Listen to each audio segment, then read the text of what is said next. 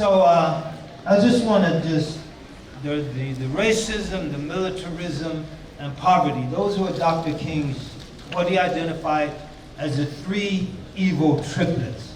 And of course, much could be said about those things. Much has been said over the course of the last 2 days. So I just want to kind of approach it from a slightly different angle in terms of how did Dr. King deal with that? What was the foundation for his effort, rather, to deal with those evil triplets? How can we approach it as Muslims, and how could we possibly succeed in those areas where he failed? And certainly he succeeded in many areas, as Dr.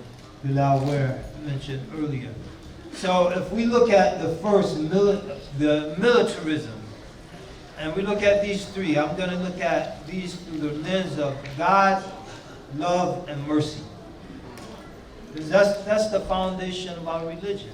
We believe in Allah, we're instructed to love one another, and we're instructed to be merciful to one another.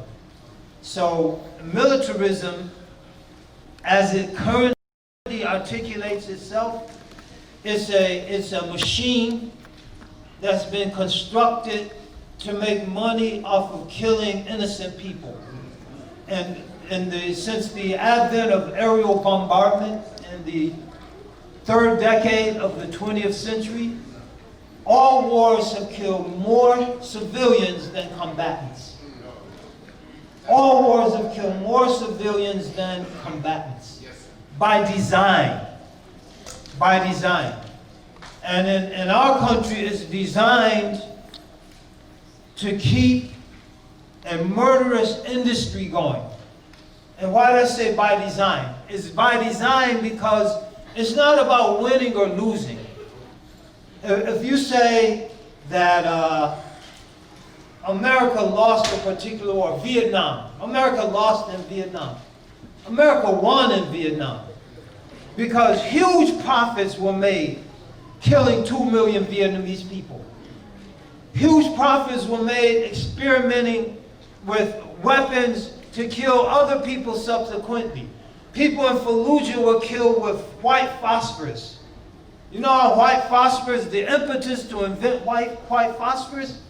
Because when the napalm was dropped in Vietnam, the Vietnamese had war, they put pools of water around the village. They would dive in the water and the napalm would burn out on the surface. So they invented white phosphorus to burn underwater. And that's by design. By design, you take a weapon system, and like a jet fighter that might be built by Boeing, partially here in Los Angeles. You get out of the airport, you're greeted by the weapons industry. Boeing's the biggest one.